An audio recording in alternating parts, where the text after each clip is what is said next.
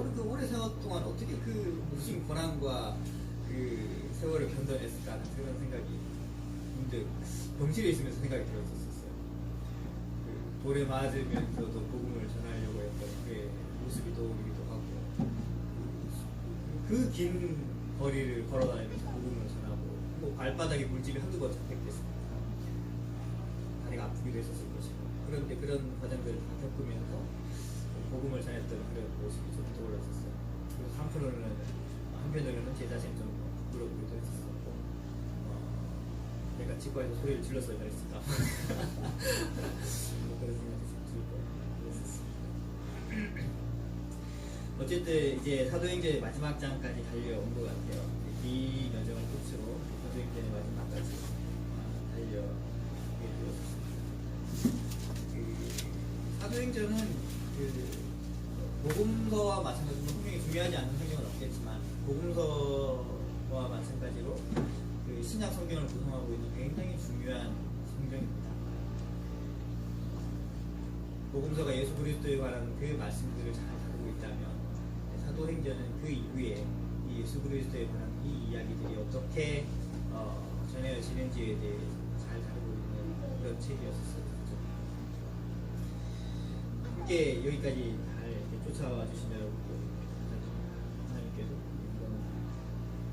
지난주에 우리가 봤던 대로 바울은 심한 폭풍우를 만나서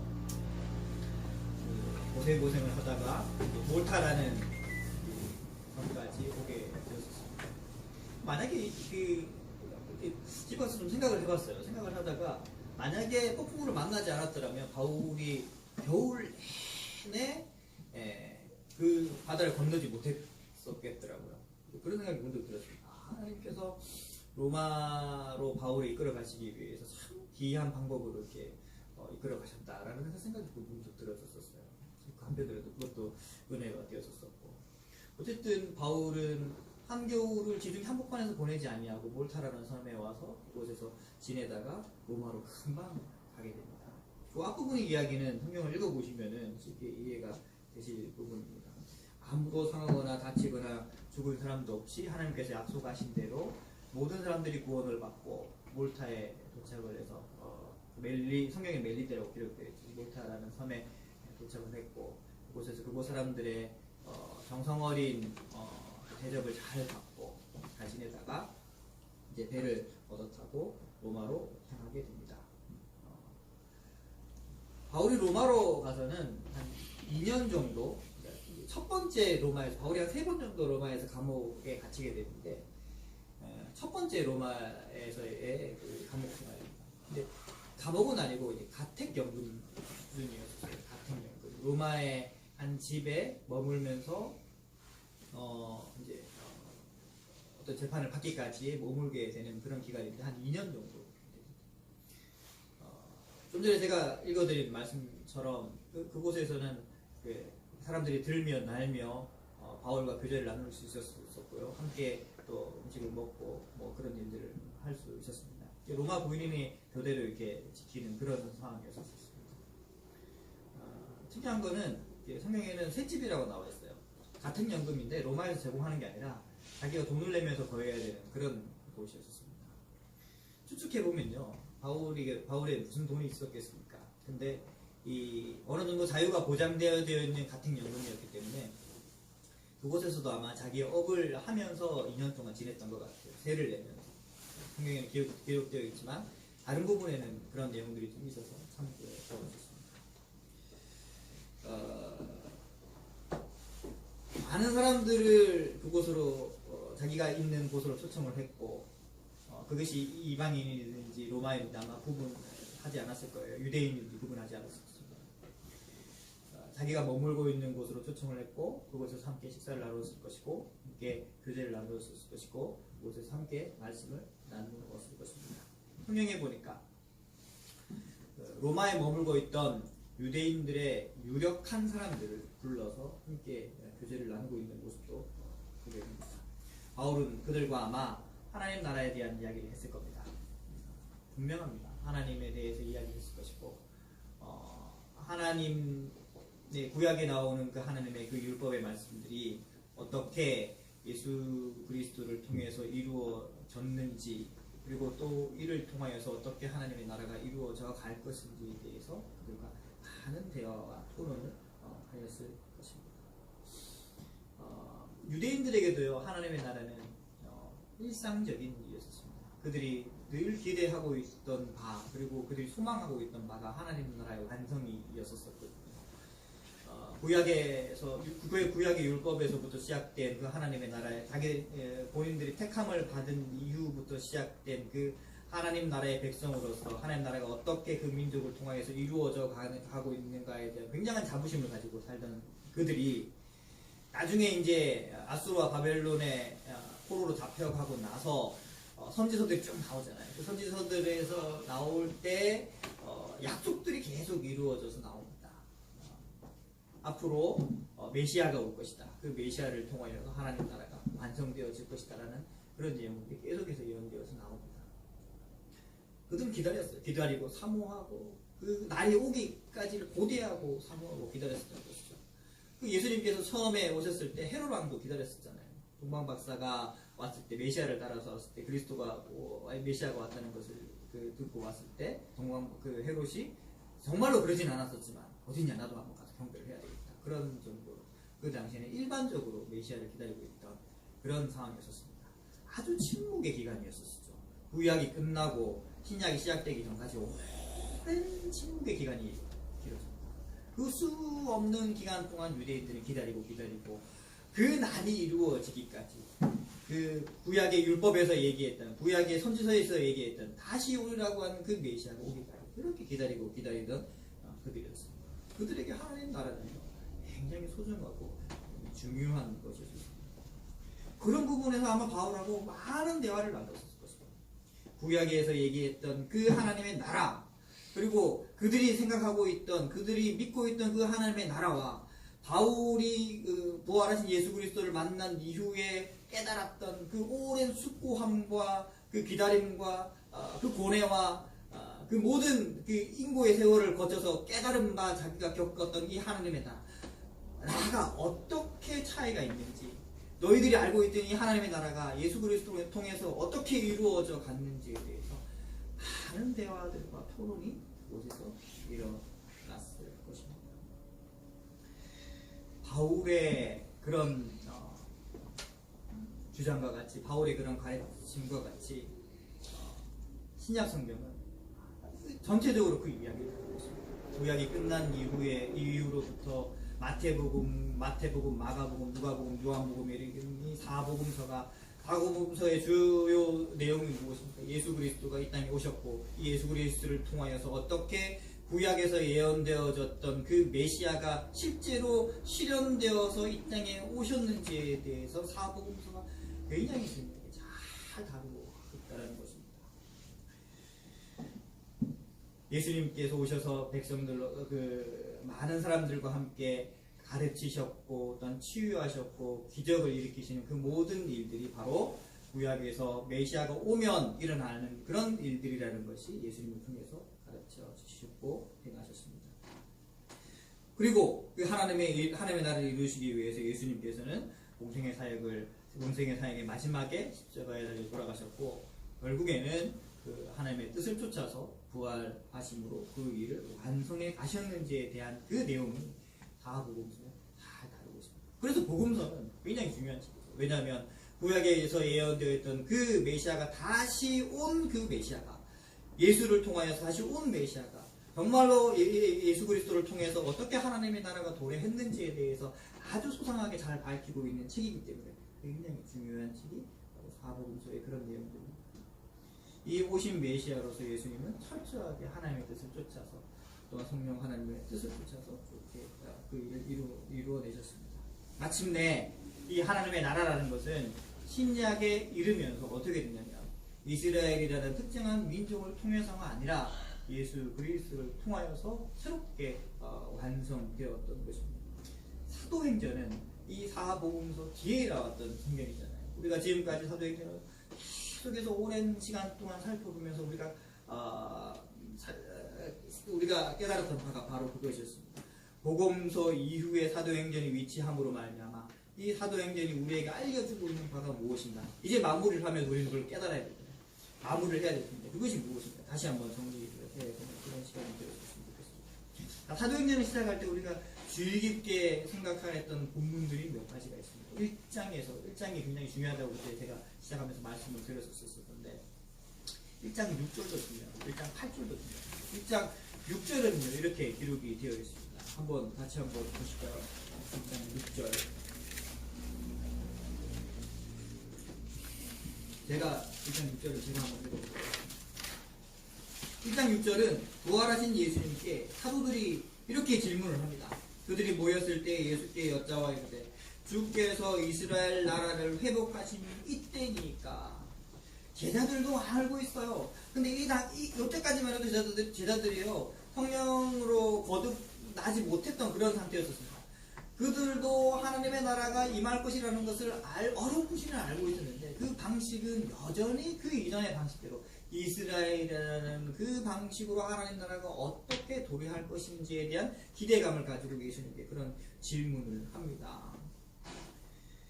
그런 그들에게 예수님께서는 이렇게 얘기를 하시죠. 이르시되 때와 시기는 아버지께서 자기 권한에 두셨으니 너희가 알 바가 아니요. 이제는 그런 식으로 하나님의 나라가 임하는 것이 아니다라는 것을 예수님께서는 애둘러서 이야기를 하고 계시는 것입니다. 그래서 제가 사도행전을 시작할 때 이걸 성경 공부 시간 했었어요. 1장 8절이 굉장히 중요하다. 1장 8절은 사도행전이 어떻게 이루어져 가는가, 앞으로 진행되어 가는가를 잘 보여주고 있는 구절이다라고 이야기를 했었습니다. 1장 8절을 같이 한번 읽어보시겠습니다. 시작. 오직 성령이 너희에게 임하시면 너희가 권능을 받고 예루살렘과 온 유대와 사마리아와 땅 끝까지 이르러 내 증인이 되리라 하시니라. 예루살렘에 머물러 있던 갈릴리에 머물러 있던 유대 지방과 이스라엘에 머물러 있던 이 오신 메시아로 임한 이 하나님의 나라가 사도행전을 통하여서 확장되어져 가는 것이 여기 담겨져 있는 것입니다. 예루살렘과 온 유대와 사마리아와 땅 끝까지 이 복음이 이 하나님의 나라가 전하여질 것이다 라는 이야기를 제자들에게 지금 예수님께서 하고 계시는 것입니다. 너희는 잘못 알고 있다. 이제는 이스라엘이 아니라 온 세상으로 말미암아 예수 그리스도를 통하여서 나를 믿는 사람들로 인하여서 하나님 나라가 완성되어져 갈 것이다 라는 것을 이야기를 하고 있습니다. 사도행전은 여기서부터 시작을 했었습니다. 예루살렘과 유대와 이스라엘에 머물러 있던 하나님의 나라가 또 이 복음이 어떻게 온 세상으로 하나님을 알지 못하는 사람들에게 전하여지는가 하는가부터 시작을 하고 있습니다.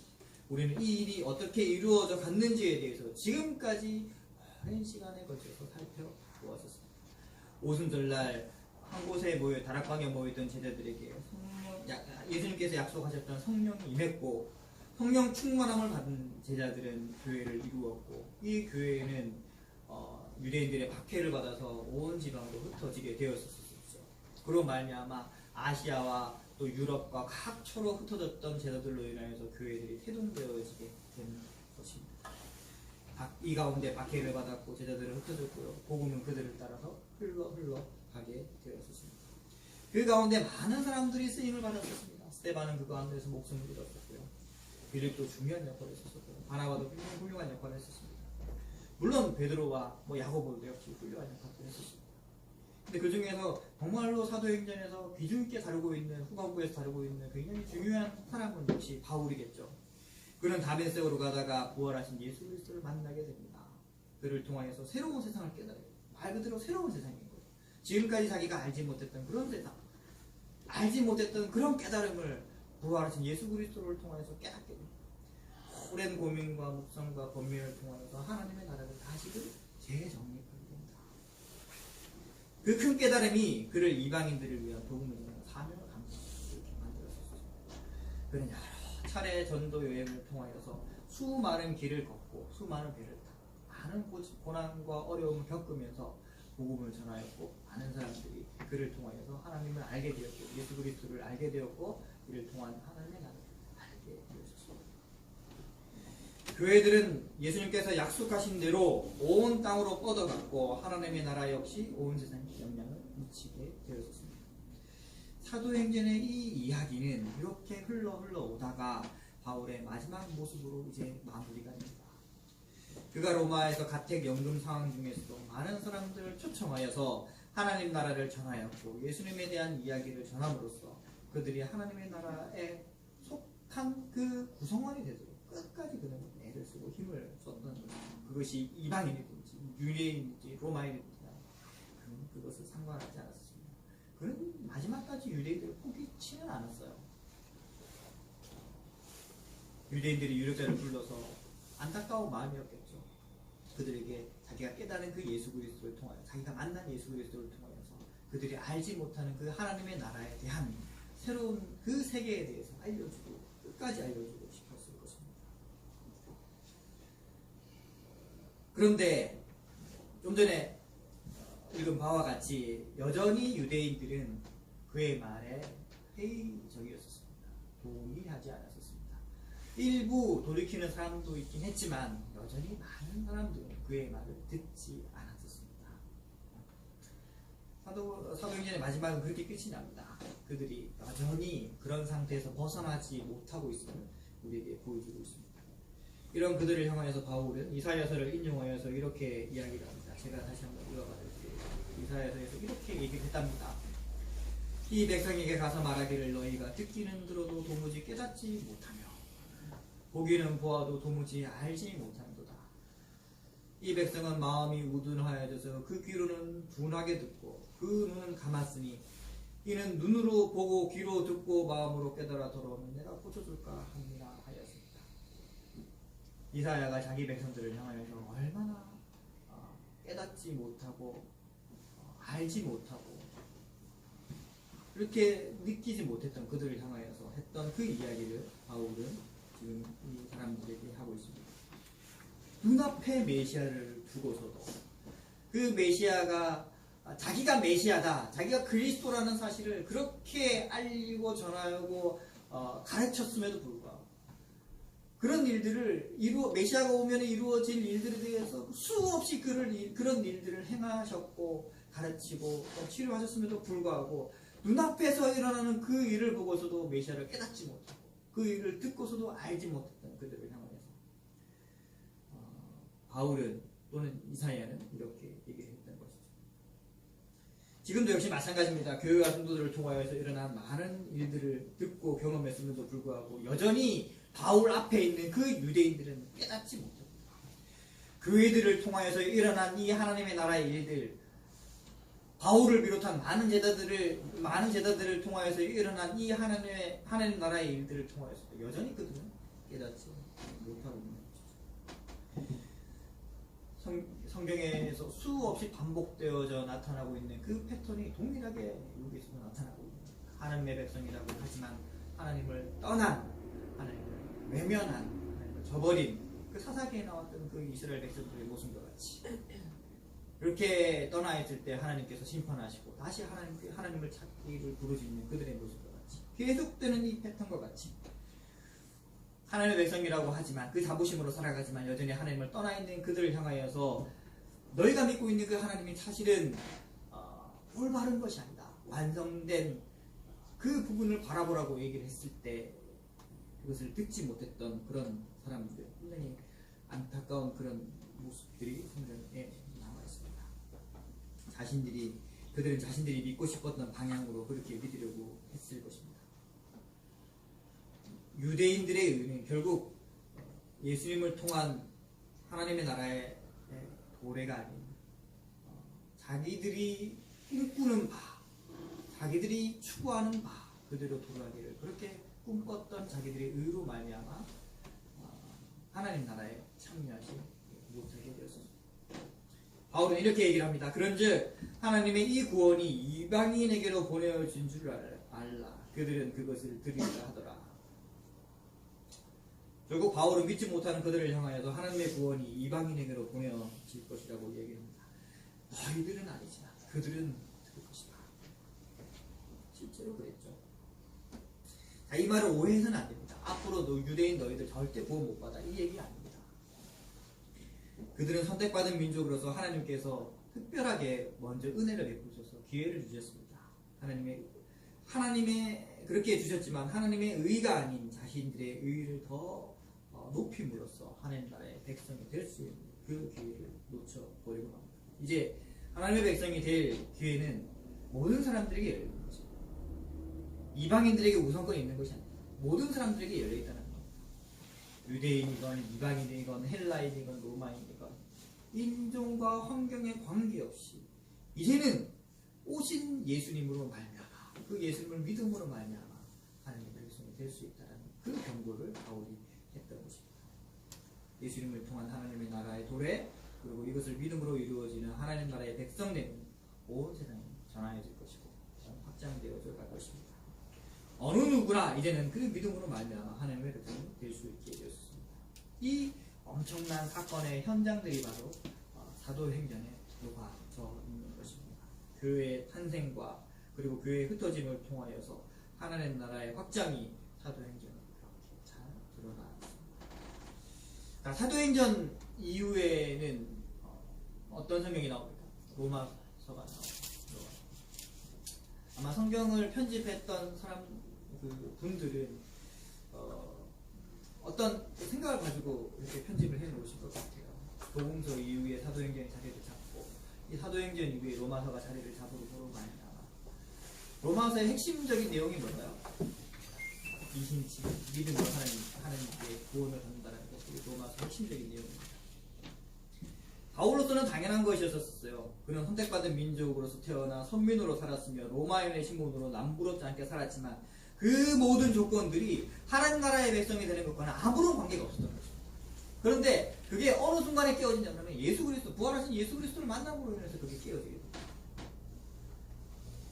로마서는요 사도행전 다음에 쓴 성경이 아니에요. 순서대로 쓴 성경이 아니라 지금 우리가 보고 있는 이 사도행전의 바울은 벌써 한 2, 3년 전에 로마서는 쓰여져 있습니다. 로마로 가기 전에 로마서는 써서 이미 보내진 편지입니다. 그런 로마에 있는 성도들에게 그것이 깨달아지고 알기를 원했던 것입니다. 인간의 의가 아닌 하나님의 의, 즉 예수 그리스도를 통한 그 의야말로 하나님 나라에 속하는 중요한 부분임을 자기가 먼저 깨닫고 다른 사람들에게도 로마에 있는 이제 곧 방문하게 될 로마에 있는 사람들 그것이 깨달아 알아지기를 원하는 마음으로 로마서를 썼습니다. 로마서의 핵심은 예수 그리스도입니다. 예수 그리스도를 믿음으로 구원에 이르게 되는 것이 로마서의 핵심입니다. 이것이 바로 복음의 진리였고 핵심이었습니다. 그러나 안타깝게도 많은 교회 역사 속에서 이 진리의 기본은 왜곡되어 있습니다. 하지만 다행스럽게도 교회는 하나님의 은혜로 말미암아 그렇게 타락의 나락으로 끝까지 떨어지지 아니하고 자정되어져 있습니다. 우리가 알고 있는 것 같이 루터는 말씀을 연구하다가 타락한 로마 카톨릭 교회의 모습을 통하여서 이것이 얼마나 타락해 있는가를 깨닫고 종교개혁을 자기가 의도했던 바는 아니지만 종교개혁을 그렇게 시작을 했던 것이죠. 인간의 의를 추구했던 사제들을 향하여서 경고를 하였고 내가 성경을 아무리 읽어봐도 너희들이 지금 하고 있는 것은 아무리 봐도 성경적인 내용은 아니다. 거기서부터 시작된 것이죠.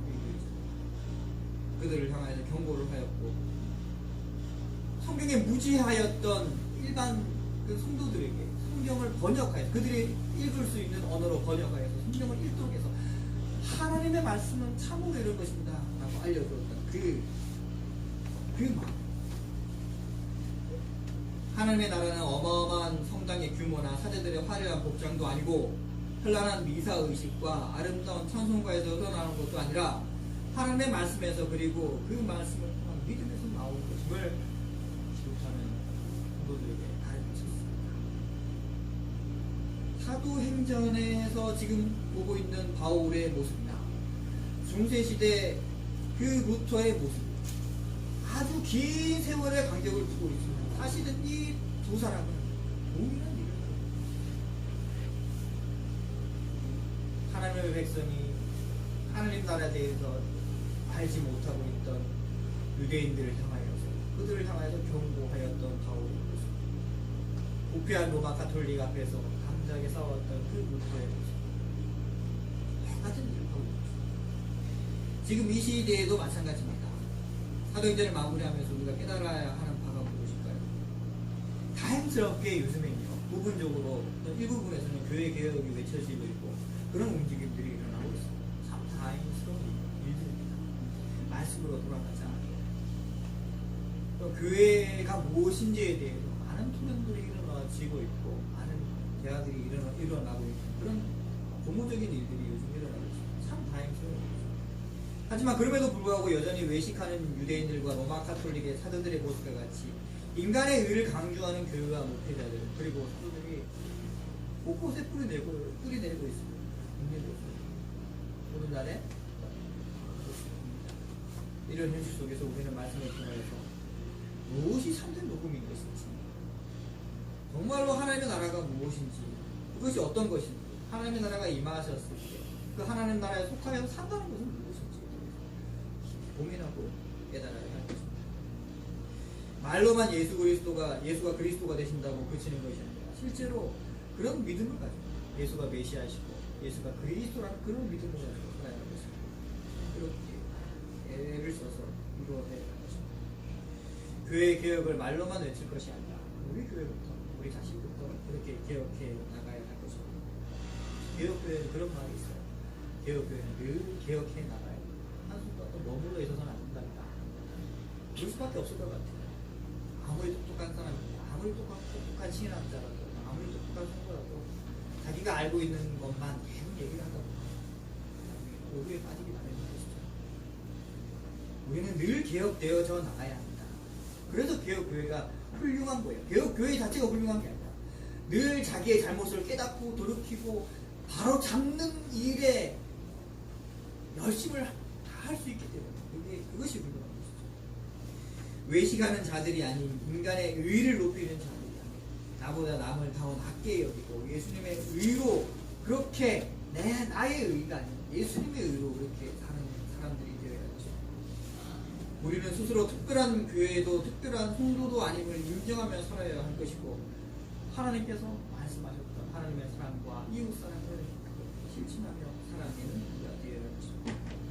이 모든 것의 밑바닥에 무엇이 깔려 있어야 할까요? 예수가 그리스도가 되신다는 사실, 예수가 부활하셨다는 사실, 그리고 이 부활하신 예수로 말미암아 하나님 나라가 완성되어서 하고 있다는 그 사실, 그 믿음이, 그것을 믿는 믿음이 그리스도로 깔려 있어야 하는 것입니다. 누가는요, 사도행전 제자가 누가였잖아요. 누가는 사도행전의 마지막을 이렇게 마무리를 합니다. 31절 같이 한번 읽어볼까요?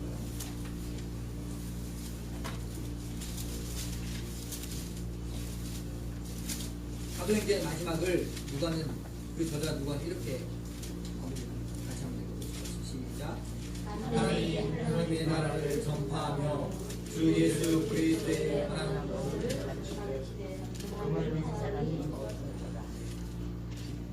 다시 한번 읽어볼까요? 하나님 나라를 가르치며 주 예수 그리스도에 관한 모든 것을 담대하게 거침없이 가르치다. 여러분이 가지고 계신 담대함이 먼저 나와야 됩니다. 담대하게 하나님 나라를 전파하며 주 예수 그리스도에 관한 모든 것을 거침없이 가르치라. 이것이 사도행전의 마지막입니다. 사도행전은 예수님을 통한 하나님의 나라가 어떻게 이루어졌으며 어떻게 교회를 통하여서 확장되어 가는가에서부터 시작되어 마지막에 결론은 역시 예수 그리스도를 통한 하나님의 나라의 마무리가 이 어마어마한 과정 가운데 핵심은 역시 예수님이 메시아가 되신다는 사실이고 이 그리스도 되신 이 예수님이 죽었다고 다시 살아나신 사실입니다. 바울은 부활하신 예수님을 만났으며 이 부활하신 예수님이 그리스도 되신다는 사실을 그렇게 전하며 이렇게 평생 살아가십니다. 하나님의 은혜로 택하심을 받은 성도라면 이 진리의 구원을 잊지 말아야 할 것입니다. 이방인의 사도로 생명을 다해 살아간 바울과 같이 거대한 로마 가톨릭의 앞에서 루터와 같이 이 외에도 복음의 진리를 위하여서 자신의 생명을 다하여서 헌신하며 살아간 믿음의 선배들을 통하여서 우리의 믿음의 방향은 분명하게 제시되어 있습니다. 우리는 그 길을 확신하며 믿음으로 따라가야 할 것입니다. 이것이 진정 복된 인간의 삶이며 복된 우리의 성도의 모습일 것입니다. 기도하겠습니다. 주님 감사드립니다. 우리가 오랜 시간